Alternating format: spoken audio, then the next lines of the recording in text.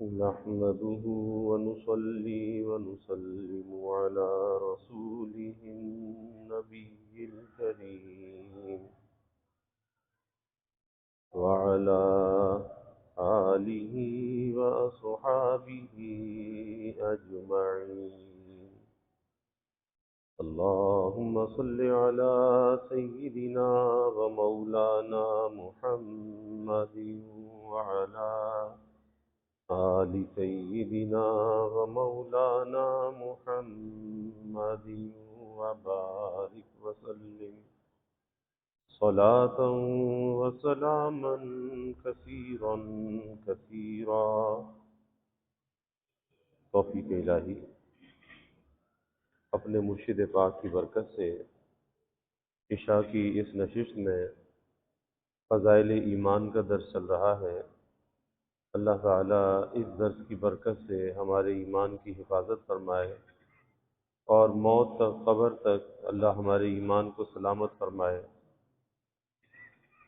موت کے وقت قبر میں ایمان والے بندے کے ساتھ اللہ کا کیا برتاؤ ہے اور ایک کافر کے ساتھ کیا برتاؤ ہے، اس پر احادیث مبارکہ عرض کی جا رہی ہے.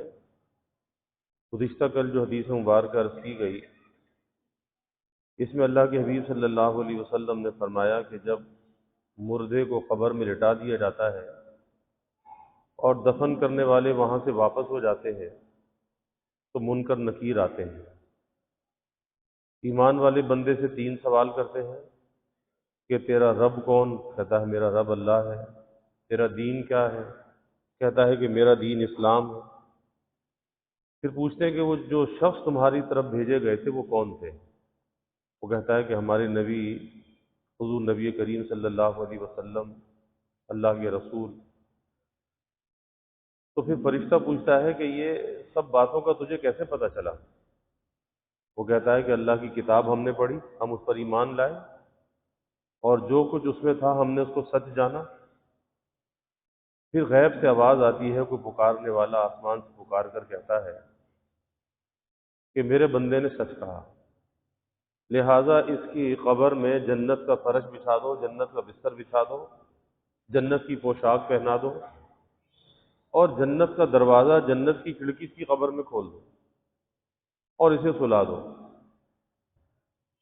اور اس کے برعکس کافر کی جب موت آتی ہے تو کافر سے بھی یہی سوال کیے جاتے ہیں اور تینوں سوالوں کے جواب میں وہ کہتا ہے کہ ہاں ہاں ہائے وائے کرتا ہے، کہتا مجھے معلوم نہیں، مجھے معلوم نہیں، مجھے معلوم نہیں. بس پھر اللہ کا حکم ہوتا ہے کہ اس کی قبر میں آگ کا بستر بچھاؤ، آگ کا فرش بنا دو، اسے آگ کا لباس پہنا دو اور اس کی قبر کی طرف دوزخ کا دروازہ کھول دو اور پھر اس کی قبر کو تنگ و تاریک کر دو، اندھیرا اور تنگ. اور وہ قبر کی تنگی ایسی ہوتی ہے، اللہ کے حبیب صلی اللہ علیہ وسلم نے فرمایا کہ جب وہ قبر تنگ ہوتی ہے تو اس کی دائیں کی پسلیاں بائیں اور بائیں کی پسلیاں دائیں کو نکل جاتی ہیں. اور ایک ایسا فرشتہ جو اندھا بھی ہے بہرا بھی ہے اسے عذاب کے لیے مسلط کر دیا جاتا ہے، نہ دیکھ سکتا ہے نہ سن سکتا ہے. اور اس کے ہاتھ میں ایسا گرز ہوتا ہے کہ اگر اس گرز کو، لوہے کا گرز، کہ پہاڑوں پر اگر مار دیا جائے تو پہاڑ بھی مٹی سے ریزہ ریزہ ہو جائے. اس سے وہ اس کو مارتا ہے اور جب اسے مارتا ہے تو اس کے چلانے کی، چیخنے کی جو آواز ہے وہ مشرق سے مغرب تک ہر چیز سنتی ہے سوائے جنات اور انسان کی. اتنے سخت عذاب میں مبتلا ہوتا ہے. پھر اس کے اندر دوبارہ روح ڈالی جاتی ہے، پھر دوبارہ اسی حال میں آتا ہے، پھر اسے مارا جاتا ہے اور یہ عذاب کا سلسلہ اس کا قیامت تک چلتا رہے گا. دوسری روایت حضرت ابو سعید خدری رضی اللہ تعالی عنہ فرماتے ہیں کہ حضور نبی کریم صلی اللہ علیہ وسلم نے ارشاد فرمایا کہ کافر کے اوپر اس کی قبر میں 99 اژدہے مسلط کیے جاتے ہیں. کی قبر میں 99 اژدہے مسلط کیے جاتے ہیں جو اس کو قیامت تک کاٹتے اور ڈستے رہتے ہیں، اس کو قیامت تک کاٹتے اور ڈستے رہتے ہیں. اور وہ اژدہے ایسے ہیں، اتنے زہریلے ہیں کہ اگر ان میں سے کوئی اژدہا زمین پر پھنکار مار دے، جیسے سانپ اور اژدہا پھنکار مارتا ہے، اگر ان میں سے کوئی اژدہا زمین پر پھنکار مار دے تو پھر یہ زمین سبزہ اگانے سے محروم ہو جائے گی، اتنے وہ زہریلے ہیں کہ پھر کبھی زمین پر سبزہ نہیں اگے گا۔ اور اسی طرح جنت کی حور کے بارے میں یہ آتا ہے کہ جنت کی حور اگر اپنے دوپٹے کا آنچل دنیا میں لٹکا دے تو یہ جو سورج، آفتاب اور ماہتاب، اس کی روشنی مان پڑ جائے، اس کے آنچل کی روشنی اتنی ہے، اس کا نور اتنا ہے۔ اور اگر حور اس دنیا میں تھوک دے تو ساری دنیا اس کے تھوک سے معطر ہو جائے، خوشبو والی ہو جائے۔ تو ایک طرف وہ جنت کے انعامات ہیں اور ایک طرف یہ دوزخ کے عذاب ہے، اور ہمیں یہ سوچ کر مطمئن نہیں ہونا چاہیے کہ جی ہم تو ایمان والے ہیں، تو کافر کے لیے یہ باتیں بیان ہو رہی ہیں۔ تو یاد رکھیے کہ ہمارا ایمان بھی آزمائش میں رہتا ہے، اور یہ دنیا آزمائش کا، امتحان کا گھر ہے۔ ڈرتے رہنا چاہیے کہ اتنی سخت وعیدیں جو کسی کافر کے لیے بیان کی گئی ہیں، اللہ نہ کرے کہ کسی ایسی حرکت سے، کسی ایسے کام سے ہمارا ایمان کہیں دنیا میں ضائع نہ ہو جائے۔ تو ہمارے لیے بے فکری کی بات نہیں ہے، ڈرنے کا مقام ہے کہ ڈر اور خوف لگا رہنا چاہیے کہ جو ایمان کی دولت اللہ نے ہمیں عطا کی ہے، اس ایمان کو دنیا کی آلودگیوں سے بچا کر قبر تک اپنے ساتھ لے جائیں۔ نہ جگہ جگہ قدم قدم پر آج ایمان پر ڈاکے ڈالے جا رہے ہیں۔ ایمان ہمارا محفوظ نہیں ہے، غیر محفوظ ہے، اور اس کی حفاظت ہم نے اپنی جان سے زیادہ کرنی ہے، اپنے مال سے زیادہ کرنی ہے، کہ یہ ایمان اگر بچ گیا تو پھر سب کچھ بچ گیا، اور اگر ایمان داؤ پہ لگ گیا، چاہے پھر مال حاصل کر لیا، چاہے کچھ بھی ہوا، لیکن پھر وہ چیزیں کام آنے والی نہیں ہے۔ اصل کام آنے والی چیز تو ایمان ہے۔ تو کبھی بے فکر نہیں ہونا چاہیے کہ یہ تو کافروں کے عذاب کی واقعات ہیں نا، اس لیے ہمیں فکر کی کیا ضرورت ہے؟ نہیں بھائی، فکر کرنی چاہیے۔ شیطان انسان کی گھات میں لگا رہتا ہے اور موت تک اسے بہکانا چاہتا ہے، یہاں تک آتا ہے کہ جب اس کی موت کا وقت آتا ہے اس وقت بھی اس سے مناظرہ کرنے کے لیے آ جاتا ہے، کسی طرح سے اس کے ایمان کو ضائع کر دے، اس کے ایمان میں کچھ شک ڈال دے، تاکہ جب یہ اللہ کے پاس جائے اپنا ایمان ساتھ لے کے نہ جائے بلکہ ایمان دنیا میں چھوڑ جائے۔ تو دشمن ہے نا، وہ دشمن تو گھات میں لگا ہوا ہے اور ہم اس کی طرف سے غافل ہیں، اس لیے اپنے ایمان کی حفاظت سے کبھی غافل نہیں ہونا چاہیے۔ دارمی رحمہ اللہ اور ترمذی رحمہ اللہ سے اسی قسم کی روایت منقول ہے، لیکن اس میں بجائے 99 کے 70 کا عدد ہے کہ 70 اژدہے مسلط کیے جاتے ہیں۔ اس روایت میں ہے کہ 99 اژدہے مسلط کیے جاتے ہیں۔ اور پھر یہ تو کافر کے عذاب کی کیفیت ہے نا، جو آدمی نماز کا قضا کرنے والا ہے۔ تو ظاہر ہے کہ نماز اتنی اہم چیز ہے کہ اللہ کے حبیب صلی اللہ علیہ وسلم نے فرمایا کہ اسلام اور کفر کے درمیان اگر کوئی چیز امتیاز کرنے والی ہے وہ نماز ہے، کہ مومن کبھی تارک نماز نہیں ہوتا۔ اور یہاں تک فرمایا من ترک الصلاۃ متعمدا فقد کفر، کہ جس نے جان کر نماز کو قضا کر دیا، ترک کر دیا، فرمایا وہ کافر ہو گیا۔ یعنی حدیث کے جو الفاظ ہیں، الفاظ کا ترجمہ یہی ہے، وہ کافر ہو گیا۔ لیکن امام اعظم ابو حنیفہ رحمۃ اللہ علیہ فرماتے ہیں کہ وہ کافر تو نہیں ہوا، لیکن کام اس نے کافروں والا کیا۔ تو ایک نماز کو قضا کرنے کا جو عذاب ہے، چلو یہاں تو سوچ رہے یہ تو کافر کے لیے ہے، لیکن ایمان والے بندے کے لیے سب سے اہم عبادت ایمان کے بعد وہ نماز ہے۔ تو ایک نماز کو قضا کرنے کا جو عذاب ہے، فرمایا کہ ایک حقب اسے جہنم میں جلنا پڑے گا، ایک حقب۔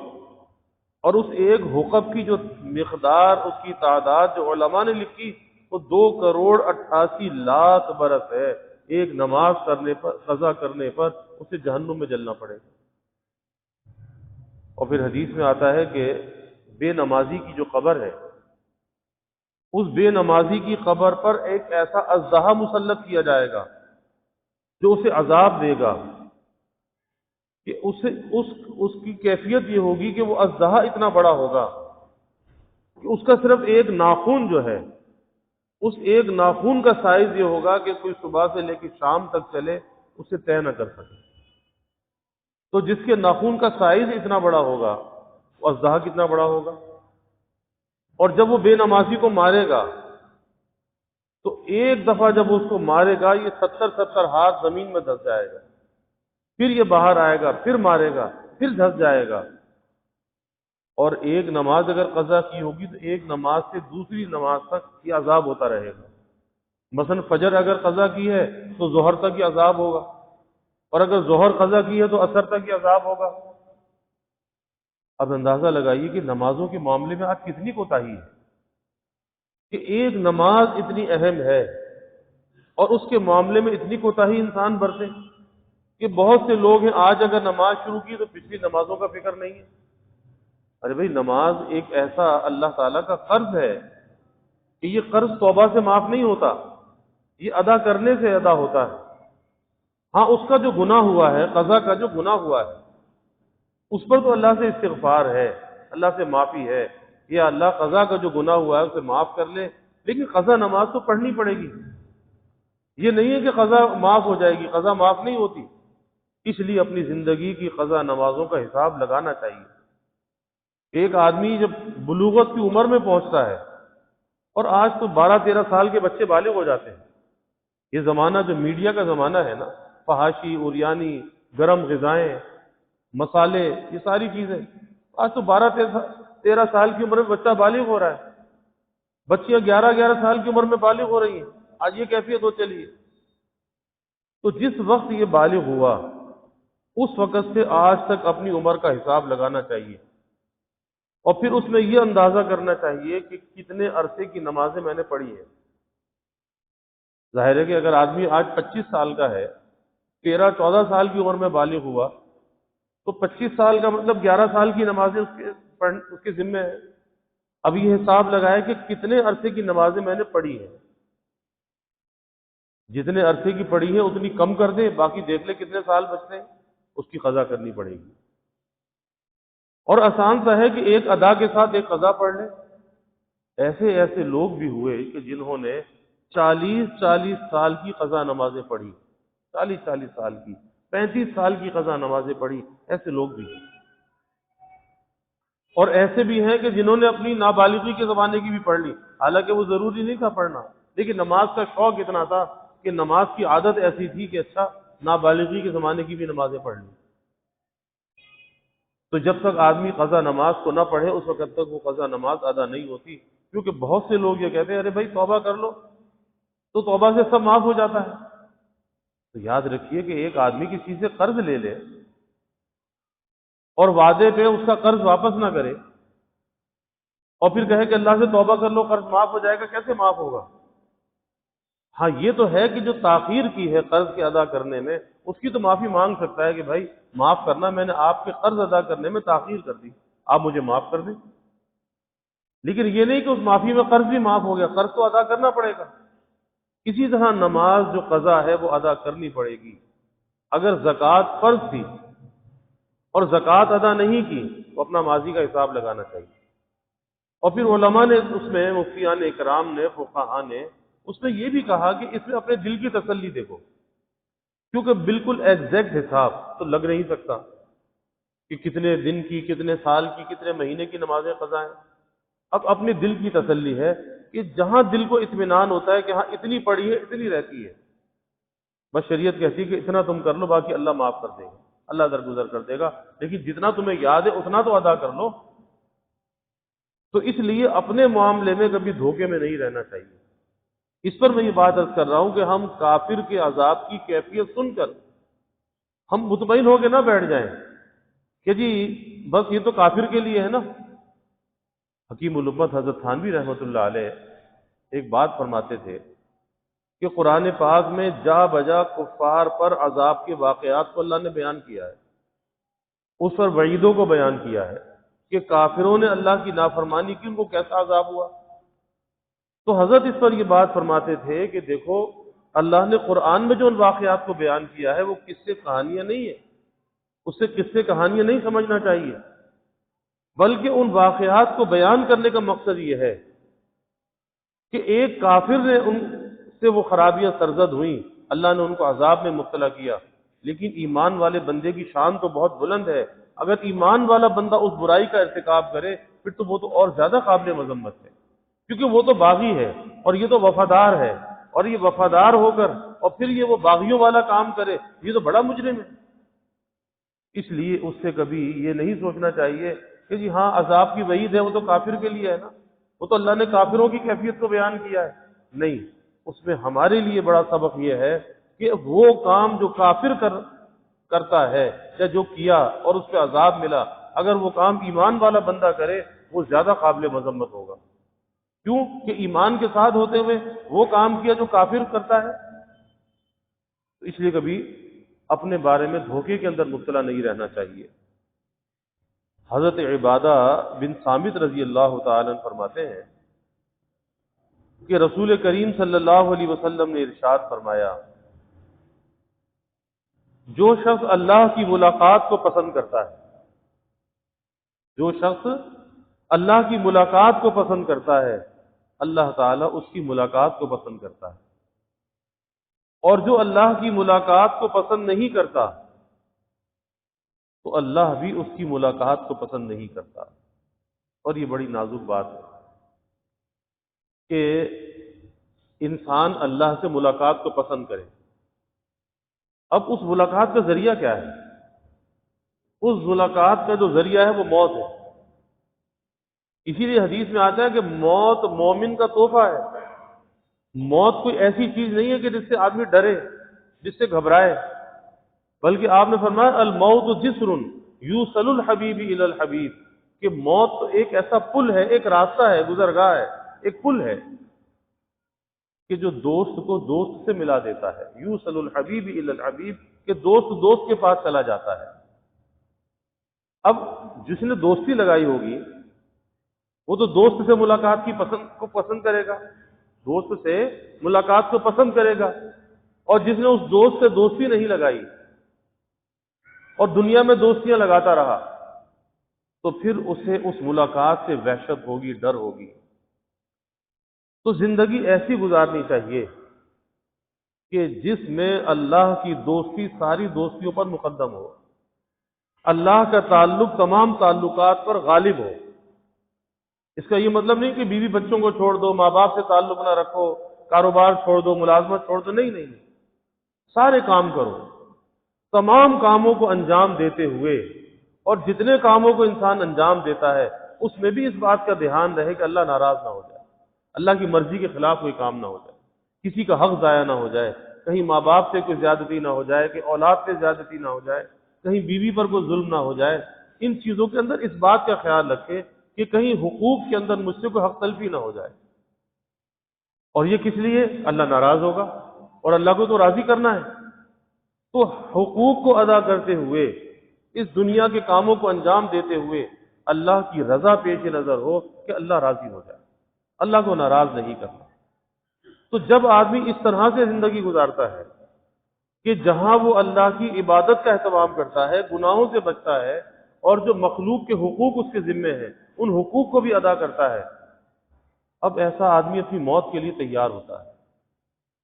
پھر موت سے ڈرتا نہیں، موت سے گھبراتا نہیں، کیونکہ اسے معلوم ہے کہ موت ایک ایسا پل ہے کہ جو دوست کو دوست سے ملانے والا ہے، اور موت سے مفر کسی کو نہیں ہے، موت تو پھر بھی آنی ہے۔ اگر یہ ڈرے گا، موت سے بھاگے گا اور اللہ سے ملاقات کو پسند نہیں کرے گا، موت تو پھر بھی آنی ہے۔ لیکن وہ موت کیسی موت ہوگی کہ جس میں، اور اس کی مثال ایک اللہ والوں نے یہ دی، کسی بادشاہ نے سوال کیا کہ بھئی اللہ سے ملاقات انسان کی کیسے ہوگی؟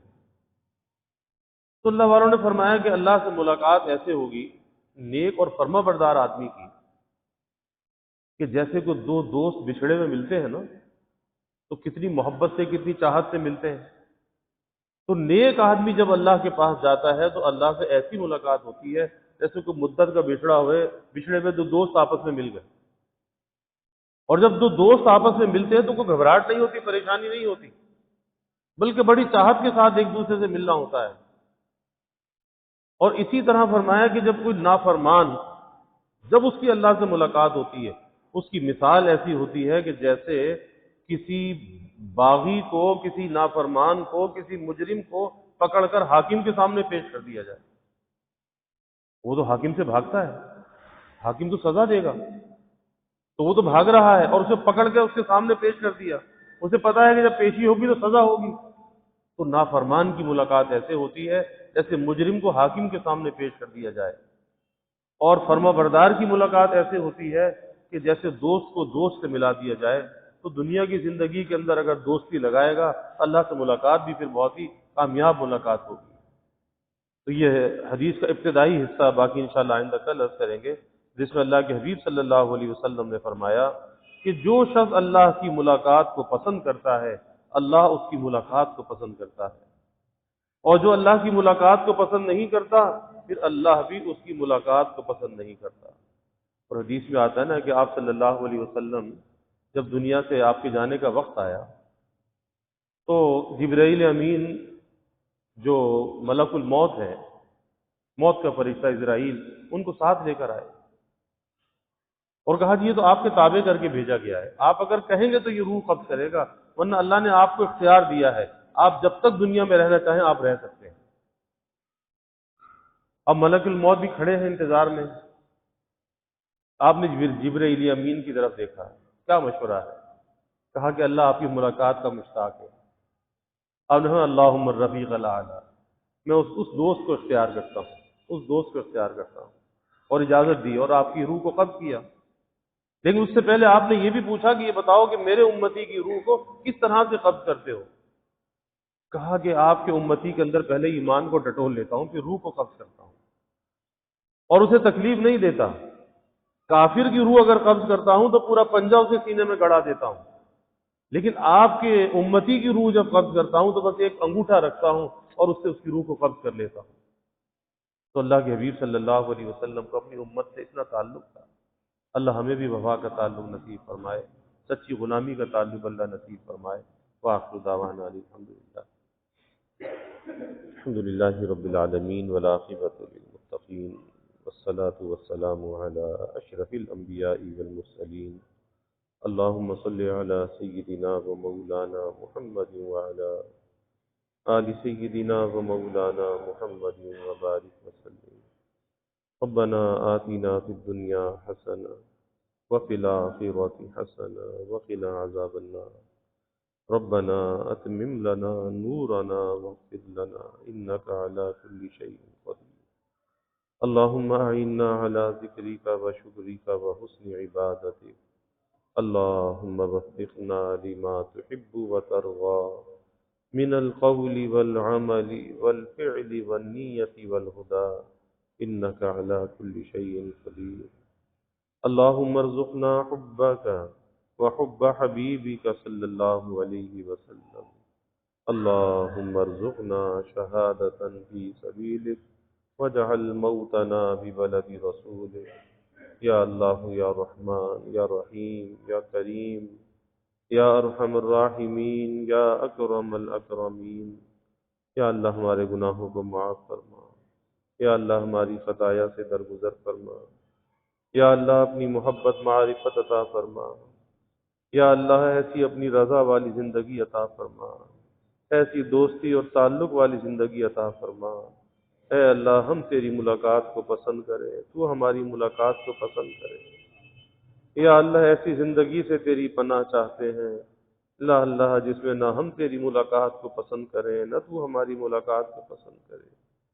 یا اللہ ایسی نیکی کی رغبت دلوں میں پیدا فرما دے، اعمال کی رغبت دلوں میں پیدا فرما دے۔ ہر ایسے عمل کی یا اللہ توفیق عطا فرما، ہر ایسے قول اور فعل کی توفیق عطا فرما۔ اے اللہ جو تیری نسبت و تیری دوستی کا ذریعہ بن جائے، تیرے تعلق میں یا اللہ ترقی کا ذریعہ بن جائے، ہر ایسے قول فعل عمل سے ہماری حفاظت فرما۔ یا اللہ جو اس دوستی کو کمزور کرنے کا ذریعہ بن جائے، اس دوستی سے محرومی کا ذریعہ بن جائے، اے اللہ ہم تیرا دوست بن کر جینا چاہتے ہیں۔ اے اللہ تو ہمیں اپنا دوست بنا لے، اپنا پیارا بنا لے، اپنا محبوب بنا لے، اپنا مقبول بنا لے۔ محبوب اور مقبول اعمال کی یا اللہ ہمیں توفیق عطا فرما دے۔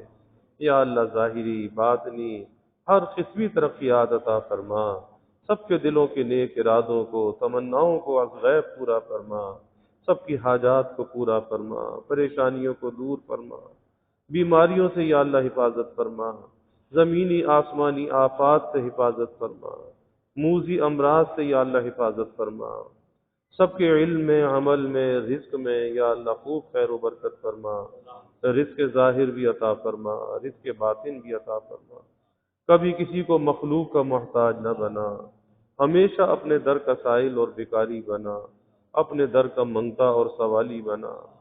یا اللہ اپنے غیر سے ہماری امیدوں کو قطع فرما، اپنی ذات عالی کا یقین ہمارے دلوں میں پیدا فرما۔ یا اللہ ہر امید کو اپنی ذات سے وابستہ کرنے والا بنا۔ یا اللہ ایمان کی ترقی، اعضاء کی سلامتی عطا فرما، ہر محتاجی معذوری سے یا اللہ ہماری حفاظت فرما۔ یا اللہ ہمارے ملک پر اپنی رحمتوں کا نزول فرما، اس ملک کو امن کا سلامتی کا گہوارہ بنا۔ یا اللہ اس ملک میں معاشی معاشرتی اخلاقی استحکام عطا فرما۔ یا اللہ جو اس ملک میں انتشار اور افتراق پھیلانا چاہے، اے اللہ تو اسے تباہ و برباد فرما، اسے کہف کردار تک پہنچا، ذلیل و رسوا فرما، تا قیام قیامت یا اللہ اس ملک کی حفاظت فرما، اس ملک میں رہنے والوں کی حفاظت فرما۔ یا اللہ سب کے گھروں میں چین سکون عافیت راحت عطا فرما، نعمتیں برکتیں عطا فرما، نعمتوں کی فراوانی فرما، ہر قلت سے دقت سے یا اللہ حفاظت فرما، ہر ابتلا سے آزمائش سے یا اللہ حفاظت فرما، سب کی اولادوں کو یا اللہ نیک صالح بنا، آنکھوں کی ٹھنڈک بنا، والدین کے لیے راحت کا ذریعہ بنا، اولاد کا مستقبل یا اللہ تابناک بنا۔ یا اللہ والدین کو اولاد کی خوشیاں دیکھنا نصیب فرما۔ یا اللہ اپنی رحمتوں کا برکتوں کا راحتوں کا نزول فرما، زحمتوں کو دور فرما۔ یا اللہ ہمیں عافیت دارین عطا فرما، عافیت دائمہ عطا فرما۔